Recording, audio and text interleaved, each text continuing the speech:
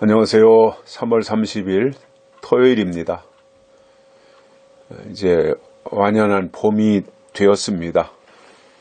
아니, 봄에서 여름으로 다 가는 것처럼 낮에는 이제 겨울옷을 입고 있기가 더울 정도로, 등에서 땀이 날 정도로 기온이 많이 올라갔습니다.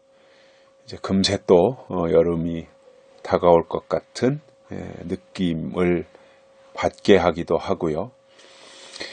아무튼 이제 겨울은 완전히 다 우리 앞에서 떠난 것 같습니다. 우리가 이런 계절을 지나면서 영적으로도 하나님의 계절이 있다라고 하는 것을 느껴야 될 거고요. 그래서 한 시대가 가면 또 한 시대가 온다라고 예수님이 말씀하신 것처럼 봄이 가면 여름이 오고, 여름이 가면 가을이 오고, 가을이 가면 겨울이 오고, 겨울이 가면 또 봄이 오고, 이러한 반복되는 우리의 인생에서의 계절을 경험하면서 영적으로도 하나님의 계절을 우리가 분별할 수 있어야 된다는 거죠. 그래서 영적 계절에도 봄이 있고, 여름이 있고, 가을이 있고, 겨울이 있다라는 거예요. 그래서 그러한 영적 계절, 겨울은 안식 시대가 되겠죠. 안식. 가을은 추수하고 타작할 때니까 환란이 되겠죠.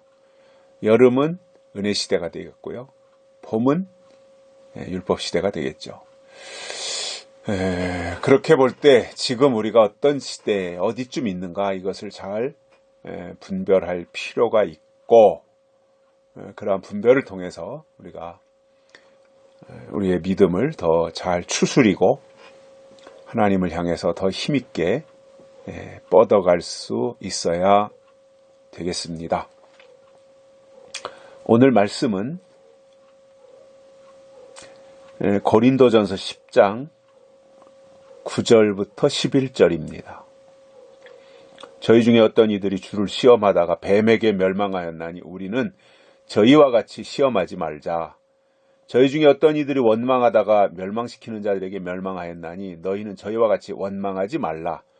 저희에게 당한 이러한 일이 거울이 되고 또한 말세를 만난 우리의 경계로 기록하였느니라. 아멘. 고린도 교회를 향해서 바울이 경고의 말씀을 해주신 것이 10장이거든요. 그 가운데서 오늘 그 말씀한 것은 본문에서 두 가지예요. 하나는 시험하지 말라. 9절에서 말씀하고 있고, 또 하나는 10절에서 원망하지 말라. 시험하지 말라, 원망하지 말라. 이 두 가지 우리가 살아가면서 자칫 범할 수 있는 일들이에요. 시험할 수 있어요. 어떤 모양으로든지. 하나님이 만약에 살아계시다면 이러면서, 그리고 또 뭔가 내 뜻대로 안 되면 하나님을 향해서 원망하고, 아니 기도하면 된다더니 이게 도대체 어떻게 되는 거냐 그러면서 이제 원망하는데, 이게 지금 그 바울이 고린도 교회에 설명하고 있는 10장에서의 설명은 사실은 이제 출애굽기에 나오는 내용들을 바울이 인용해다가 지금 여기서 말씀하는 거거든요. 그리고 9절에서 말씀하는 내용은 주를 시험하다가 뱀에게 멸망했다. 그러니 우리는 저희와 같이 시험하지 말자. 그 누구들이에요? 광야에서 하나님을 시험했던 사람들. 그래서 불뱀이 나타나고 물려서 죽고 멸망당하는 이 모습. 그래서 하나님을 시험하지 말라는 거죠. 시험이라고 하는 것도 그때그때 구약에서의 시험, 또 신약에서의 시험, 마지막 때 시험 이런 것들이 있겠는데, 우리가 지금 하나님을 시험하지 말라고 할 때에 이 시험하지 말라는 내용은 뭐냐면, 예언의 말씀, 약속의 말씀, 요한계시록으로 주신 그 실제적으로 이루어질 그 말씀을 대항해서 시험하지 말라는 거예요. 그냥 믿으라는 거죠. 약속은 믿는 거잖아요. 그리고 기다리는 거잖아요. 이게 약속에 대한 우리의 태도이고 자세입니다. 약속은 믿고 기다리는 거예요. 그렇다 해서 우리가 뭐 일상생활 안 하나요? 똑같이 하잖아요. 일하며 또 때 되면 먹으며 자며 뭐 일상생활 똑같이 하는 거거든요. 일상생활 똑같이 하면서 우리가 관점을 어디에다가 두느냐 하면 하나님의 약속에다가 두고 그 약속을 믿고 그 약속이 이루어지기를 기다리면서 살아가는 이것이 하나님이 원하시는 신앙의 모습이라는 겁니다. 다 팽개치고 속된 말로 다 때리차버리고 경상도 사람들 말하듯이 때리차라. 그것처럼 다 팽개치고 그냥 오직 한 가지에만 치우쳐서 그렇게 간다고 하는 것은 바람직한 것이 아니죠. 저는 뭐든지 다 이렇게 굉장히 좀 건전해야 되고 합리적이어야 된다고 봐요. 물론 그렇지 않을 경우도 어쩌다 있을 수 있지만 보편적인 생활 속에서는 상식적이어야 된다. 그리고 일반적이어야 된다. 왜냐하면 나와 하나님과의 관계도 중요하지만 제일 우선은 중요하지만 나와 하나님과의 관계 똑같이 아마 똑같다고 하긴 그렇지만 그 다음으로 중요한 게 뭐예요? 나와 다른 사람과의 관계가 중요한 거잖아요. 근데 하나님과 나와의 관계, 내가 절대적으로 하나님을 신뢰한다면 무엇을 못 믿겠어요. 그죠? 근데 내가 하나님을 믿는 것만큼 내 옆에 있는 사람들이 나만큼 하나님을 믿지 못하고 있을 때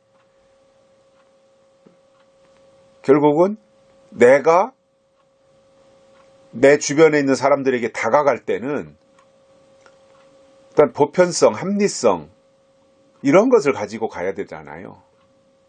그래서 그 사람들을 이제 끌어안고 돌이켜서 하나님의 사람으로 만들고 변화시키는 것. 이것이 역할이거든요. 우리의 역할. 그런데 이제 이것이 신앙이 잘못되면 이러한 것을 어떠한 그 보편성이라든가 이러한 것들을 무시하고 외면하고 일방적으로 나아가려고 하는 경향들이 있어요. 그렇게 되면 그것이 바람직하지 않아요. 절대로. 그게 그 순간에는 대단한 신앙처럼 보일지 모르지만 유익이 안 되는 거죠. 유익해야 되잖아요. 유익. 모두에게 유익. 나에게도 유익. 하나님에게도 유익. 그런데 그러한 것들이 이렇게 그 보편성을 무시하면 사람들에게 거부감을 주잖아요. 그렇다고 해서 무조건 사람에게 맞추는 인본주의로 가자. 저는 그 뜻이 아니에요. 중요한 것은 하나님과의 관계죠. 신본주의가 중요하죠. 그러나 하나님과의 관계가 된 사람들은 내 주변에 있는 믿음이 연약한 사람, 믿음이 없는 사람들에게 다가갈 때는 그들의 언어로, 그들의 삶 속에 파고 들어가는 거잖아요. 그러니까 보편성을 가지고 합리성을 가지고 가야 되는 거죠. 그렇게 해서 그 사람을 점점점 믿음의 사람으로 변화시키는 이 역할을 해야 되는 것인데 그렇지 않다 보면 어느 순간 내가 문제인데 그게 내 문제인데도 불구하고 하나님에다가 핑계대고 하나님을 시험하게 되는 경우가 있다라는 거예요. 그러다 보면 어떻게 되겠어요? 뱀에게 멸망당하는 거예요. 그래서 늘 주변에 뱀이 도사리고 있다라고 하는 것을 망각하시면 안 됩니다. 에덴 동산에서도 뱀의 역사 있잖아요. 광야에서도 뱀의 역사잖아요. 예수님 초림하셨을 때도 이 뱀의 역사들이 있거든요. 바울도 고린도전서에서 지금 뱀에게 멸망했다고 하는 이것을 인용해서 지금 말씀하고 있잖아요. 마지막 때도 그래요. 뱀의 역사 있어요. 이게 미혹이거든요. 뱀의 역사가. 그러면 누구에게 뱀의 역사가 있다는 거예요? 하나님을 시험하면, 말씀을 의심하고 말씀을 시험하면 뱀에게 미혹당한다는 거예요. 그러면 뱀에게 물리면 금세 온 몸에 독이 퍼져서 몸이 마비돼가지고 죽는 것처럼 영적으로 미혹당하면 그것이 내 영을 마비시키는 겁니다. 그래서 시험하지 말라라고 했고, 또 한 가지는 10절에서 어떤 이들 원망하다가 멸망시키는 자에게 멸망하였나니 너희는 저희와 같이 원망하지 말라. 원망하다가 땅 입을 벌려서 고라의 자손들 같은 경우들 이제 다 삼켜버리잖아요. 원망이 뭐냐면 남의 탓하는 거예요.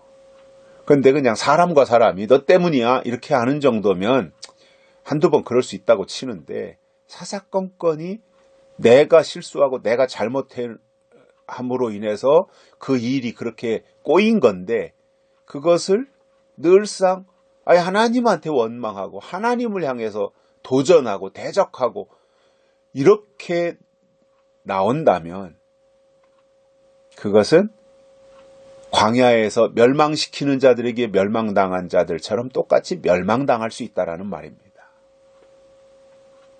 그래서 원망하지 말라는 거예요. 우리는 감사하며 살아야 되고요. 감사가 도저히 안 나올 것 같으면 아예 말을 안 하는 게 좋아요. 원망해봐야 바뀔 거 아무것도 없어요. 원망이 나올 것 같거든 오히려 극복해서 감사로 바꿔서 그래도 감사하지 이렇게 하면 내 마음이라도 편안해지잖아요. 계속 원망하고 있으면요, 원망은 또 다른 원망이 꼬리에 꼬리를 물고 계속해서 원망만 하는 거예요. 이 원망 저 원망 다 원망이에요. 그 원망하면 망하는 거예요.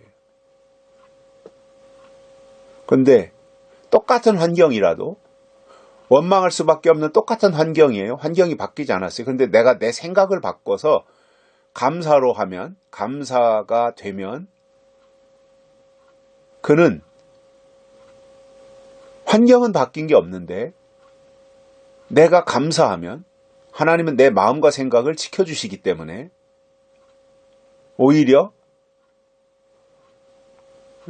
내가 은혜를 받는 거예요.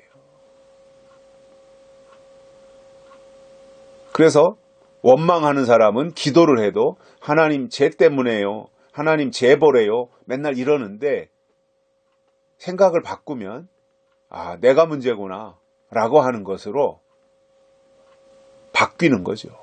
그리고 그게 또 맞고요.